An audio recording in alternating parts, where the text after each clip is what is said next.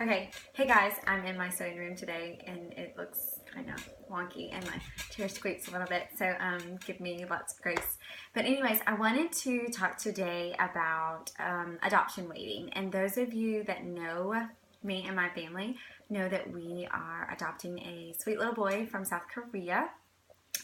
We started the process in January of 2016, which is this year, so I almost said August, but it's not August, it's October.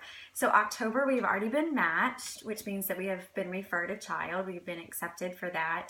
And now we are waiting on his immigration permit, which some people call an exit permit, however you want to word it. It's basically the same thing, but we're waiting for that to be approved so that we can have a court date in South Korea.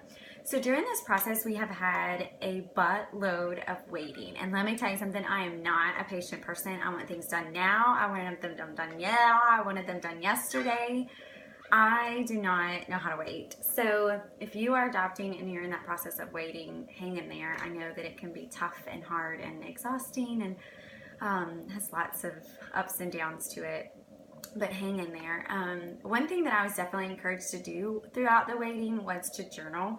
Some people actually prefer a pen and paper and maybe some pretty different notebooks, but I find that blogging and this video blogging has just kind of crept up throughout the way, but that kind of helps. And I think one thing too, just being able to process it all is always a great thing. Another thing that you can do while you're waiting is to start a new hobby. Try something that you haven't done before, or pick up a hobby that you always wanted to do but never really had the time to do it. Try to scrape out some of that extra time to do those activities. And another thing that I think is a great thing, especially for busy moms, is I have a to-do list of things that I really want to get done before my baby comes home.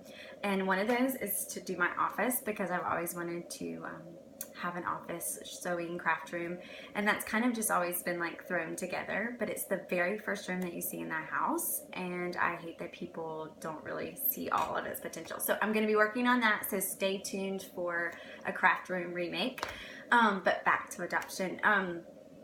Yeah, complete an old task, finish up the things that you got started, or if you're a procrastinator, I hate saying that word, make a list and really double check it off and have an accountability partner to get that done.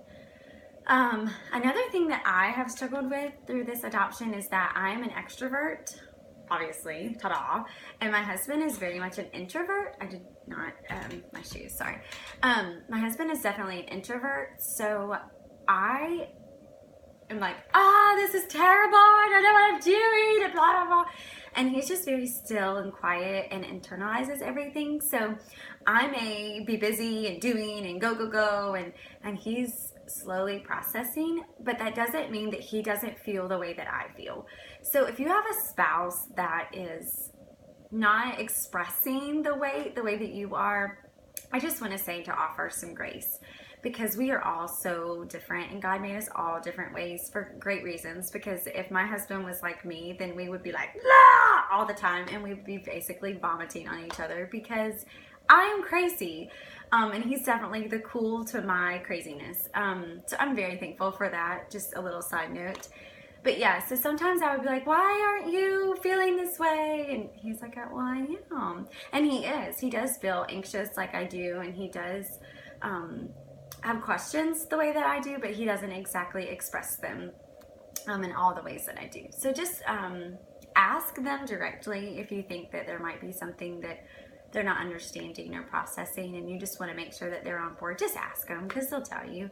And maybe if your spouse is like me and totally goes above and beyond and is kind of dramatic, yes, I can be dramatic about some things, just give them some grace and offer some moments of just solitude that you can help them collect their thoughts and feelings, and encourage them to have an outlet, because I could have an outlet way worse than blogging. That's the way I put it. But anyways, so to friends who have friends adopting, I really do not have a friend that has adopted actually going through the process. Now, I've met wonderful people along the way of this adoption that are going through this process with me, and I'm so beyond grateful for them. And I don't know what I would do without them, honestly. I don't, because they are my go-to, they're my prayer partners, they are people that I say, today has been terrible and I really don't understand why, and I celebrate with them, and it's been wonderful. But there are also people in my life that I love, honestly, deeply love. They're my great friends that have no idea what it is that we're going through. Not at all. And they have been great supporters still, to just listen to me be crazy and whine and complain about this horrendous weight. And they've also been great people to just kind of walk this process with and ask questions, and just kind of keep me level-headed at times. So yeah, so if you are a friend that has a friend, how do you say that? If you have a friend, if you're a person, which hopefully we all are people, but if you have a friend that is adopting, I just encourage you to support them in all the ways that you possibly can. And if you have questions, just ask them, because they want people to ask them questions. And if they don't want to talk, then they'll probably just kind of give you a short answer. But yeah, support, because they need that. Like, I need that. But anyway, so yeah, and back to the questions that you may ask your friends. Don't think that it's a topic that they don't want to talk about, because most likely it is a topic that they need to talk about. But don't think about everything just as like in, well, how do I say this? Okay, so when you're talking to your friends that are adopting, make sure to remember that adoption is kind of an unknown, whereas a pregnancy has a due date. A lot of times when you are adopting, there is no due date. So there's a lot of unknown in that, but do not be afraid to ask questions such as, well, what does his or her room look like? What did you name the child? What do you anticipate naming the child?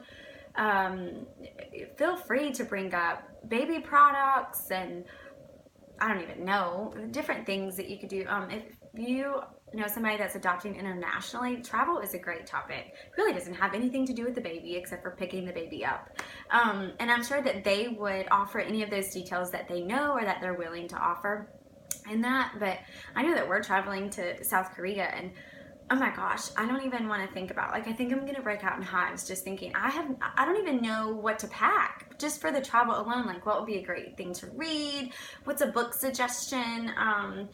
Do I need a neck thing? Like, I don't even know what they're called. I know it goes here, but I don't know. So those are just great things to offer if you kind of want to shy away and you're not really sure. So yeah, so just be sure that you're not afraid. And I'm sure that there will be times that you get a little short answer. I know that I have done that with my friends, and I do apologize. Sometimes it just can be a lot all at once. So if you've gotten the short answer before, don't be afraid to ask again and offer any support that you have. So yeah, so to all my people that are adopting and waiting, God bless you once. Most definitely. But I'm so excited for you and for your family, and congratulations for all that's to come. And I know that the waiting is hard. I hate waiting. I'm not patient about anything. I click for the ice and I want it to come out now. And why doesn't, like, it takes like, and it won't come out. And so I hate waiting in general. Like, I hate waiting. And this has been a really long wait. I think if January. Yeah, I would have already had my baby if I had gotten pregnant. So it's kind of like beyond that. And there are people that have waited way longer than me, and I'm still complaining, and I shouldn't. So I'm gonna thank God for that in just a minute. But yeah, so hang in there. And I know it's tough. I know it is. But find an outlet. Find somebody that you can go to, that you can talk to. Find some friends that you can build a support group around. Even if they haven't adopted, if you have a great friend that's a great sounding board, go to them and just say, I need accountability on this. I'm going to try this. I'm going to try to knit, and I'm going to make a scarf. I don't know, whatever it is that you do. There's thread behind me, so obviously you know that I sew, but just anything is always a great outlet. So know that I am praying for you and for your adoption story, and for your family and friends to support you and surround you in this process. And I can't wait to hear about your story. Talk soon.